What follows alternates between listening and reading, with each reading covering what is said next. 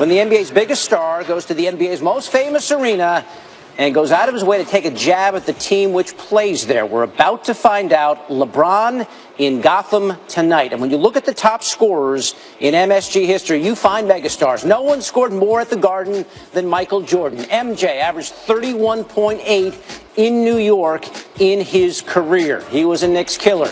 We all remember Kobe scoring 61 at MSG back in 2009. That's the record for most points in a game in that building. Mamba averaged nearly 30 a game in his career at the Garden. So it's MJ, then it's Kobe, and then number 3 is LeBron James. His 28.5 per is the third best scoring average since the current Garden opened in 1968. LeBron's at the Garden, and of course, so is our Dave McMenamin, who joins us now. Dave, LeBron took a shot at the Knicks on Saturday, criticized them for not drafting Dennis Smith, who went to the Mavs a pick later. What was he saying this morning about all of that?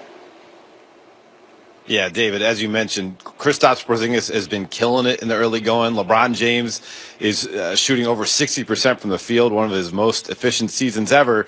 And coming into the game, we're talking about Mavericks rookie guard Dennis Smith Jr. and Knicks rookie Frank Ntilikina. Makes sense, right?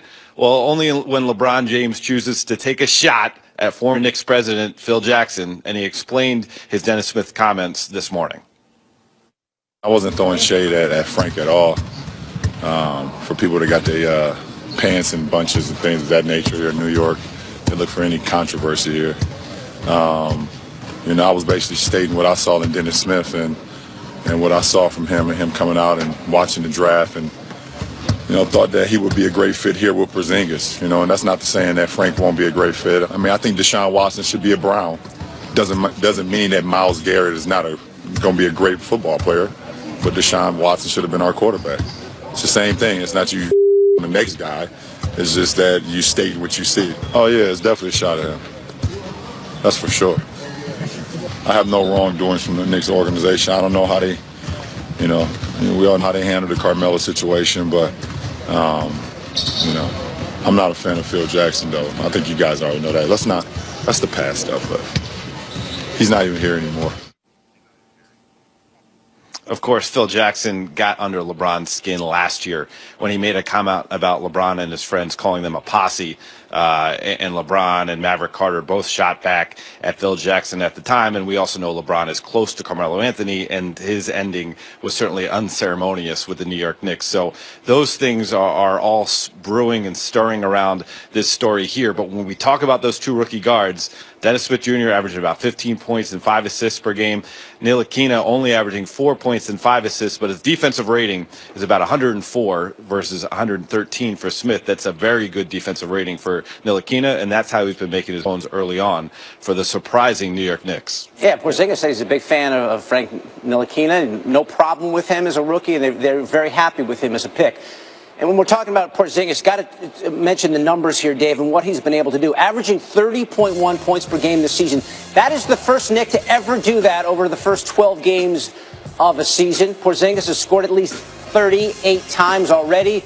So, Dave, what are the Cavs saying about facing this guy tonight?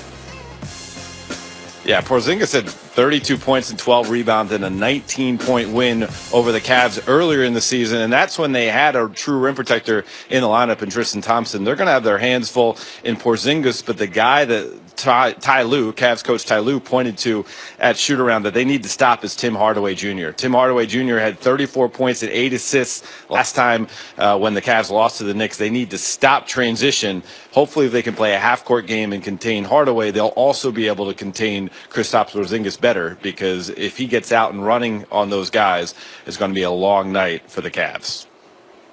I think he's just taking the lead role on the team, along with some other vets that they have on their team, but his game speaks for himself. I think he's carried on from what he did in the summertime, to now.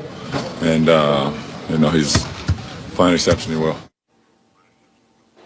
As much as they're going to be stopping or trying to stop Porzingis tonight, also look for how they contain or contend with Enes Kanter, because LeBron James certainly did not seem to like Enes Kanter's comments about the Ntilikina Dennis Smith Jr. situation. little extra spice in this one, and the Cavs, somewhat surprisingly, looking up at the Knicks in the standings. That game at Madison Square Garden tonight. Dave McMenamin filling us in on that. And now to the NFL. Hard times, yeah, we go through them, but we gotta stay up on our ground when it comes to it. We gotta keep our head to the sky. No matter what happens, we got to get by. Doesn't matter what it is. Yeah, long day for Dak in Atlanta yesterday with Ezekiel Elliott out. Cowboys running backs totaled just 65 yards, no touchdowns. And with left tackle Tyron Smith also out, the Cowboys ran left by design just once for 2 yards. The absence of Smith hurt them more in the passing game, if you can believe that. Dak sacked 8 times, the most by a Cowboys quarterback since the Eagles got to Troy Aikman 11 times back in 1991. Dak pressured a season-high 17 times. And with all that, the Cowboys could only muster 7 points, snapping a streak of 6 games where they had scored 28 or more. That had been the longest active streak in the NFL, tied for the longest in Cowboys history. It's Monday. That means it's Lewis and Clark here on Coast to Coast. Adrian Claiborne didn't have 6 sacks in a season since 2011. He had 6 sacks yesterday. How does that happen? Well, what happens is, obviously, you lose Ezekiel Elliott, so the threat of the run game is gone, so he's rushing the passer. He's also playing against a backup in Chaz Green, who got no help all night. This was like a star point guard or a star scorer in the league, knowing you're going to be in man-to-man and not give a guy any help. There was no boxing one. There was no tight end in the chip. You didn't send a running back over there. You didn't have Jason Witten line over there. He was getting sacks, and he was dropping into coverage. That's the type of night that Adrian Claiborne was having. And when the guy knows that you're going to be sitting 5 yards, 7 yards in the backfield, knowing he can get around that left tackle, he's going to keep coming. He's going to gain confidence. And he had relentless pressure and pursuit all night. He made play after play after play. But this isn't just on Chaz Green. This is on Scott Linehan. This is on Jason Garrett for not making the correct adjustments and getting some of these left tackles help. For not sticking with the run game to at least make the Atlanta Falcons have to respect it. Sometimes you have to help the players out. It's not always just on them. It was obvious for a casual fan that they needed to do something on that left side, and they didn't do it for some reason. I put this squarely on Scott Linehan, because the game was tightly contested long enough to where the run game should have still been a factor. But this is what happens. Look, offensive coordinators become like trapped in their own mind. And as soon as they have a play where they don't have the kind of success that they think they should get, which is usually somewhere 3.5, 4 yards on a rush early in a football game, they just kind of lose it. And when they put those headphones on and all of a sudden it's not looking that way and they get that big call sheet out and they start looking at all their fancy pass plays, they start going, hey, you know what? Well, we better call one of these and call one of these and call one of those because we don't have Zeke and, we can't run it because we just got stuffed on that play. And then they lose the whole flow and whole rhythm of what the whole week told them it should look like. Right. And then you have a kid out there who's totally losing his confidence. Technique is breaking down in Chaz Green. Adrian Claiborne said he never adjusted his technique, and they never adjusted. He wasn't really throwing a lot of moves at him. He just went right around him. That's what happened. You know what? I'll tell you what. If you run towards me and I just have my hands down by my side, you can slap me upside the head and run past me too. And that's what was happening. So for them to not see that on the sideline and or in the booth, look, that's on them, man. Absolutely. I mean, the kid's just not good enough to block Adrian Claiborne. Right. Just be glad that it wasn't someone like Joey Bosa or someone like that who they're going to play here soon, too. By the way, Claiborne got $750,000 in incentives by hitting that number. Good day for him. The Cowboys, bad day for them. They take a step back in the NFC playoff race. They get the Eagles this week. 3 teams in the NFC took a step forward. Started with the Rams, the big play here.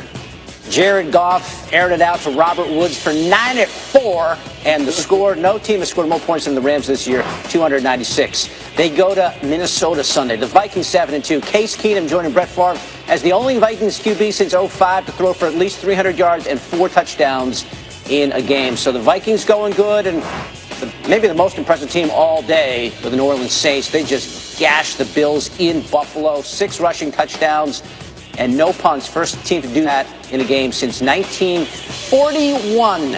Yes, so here's the NFC standings. 4 teams at 7-2 or better. The Eagles out front there, a game up on the Vikings, the Saints, and the Rams. The first time since the NFL went to 4 divisions in 2002 that all 4 division leaders are at least 7-2 through 2 weeks. Lou, of the 7-2s, which team do you think is the most bona fide? Well, I think it'd be the Saints right now because Drew Brees, you have to give him the nod. Because if they have to put the game on his back, he could carry the other two phases. He could carry the defense and the special teams. I'm going to give it to the Rams then because I believe in Jared Goff more than I believe in Case Keenum. And I think the Rams' defense is coming along now. The Rams can run the football as well as anyone. Their offensive line is improved as anyone. Their perimeter players are as good as anyone. I'll see. I still want to see a little bit more from Case Keenum. He had a great day yesterday. Had some great touch passes. Showed his mobility.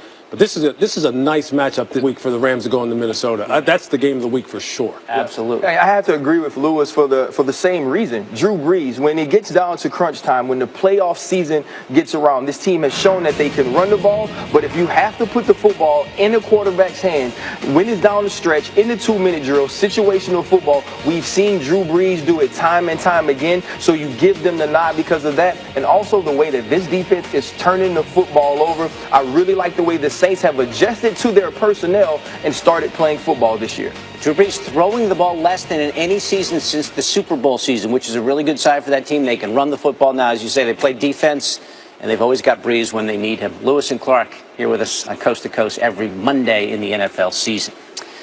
The Golden Domers took a backseat to the Golden Turnover Chain. What Miami's big win over Notre Dame means for the Canes' playoff chances. We'll talk to Paul Feinbaum about that.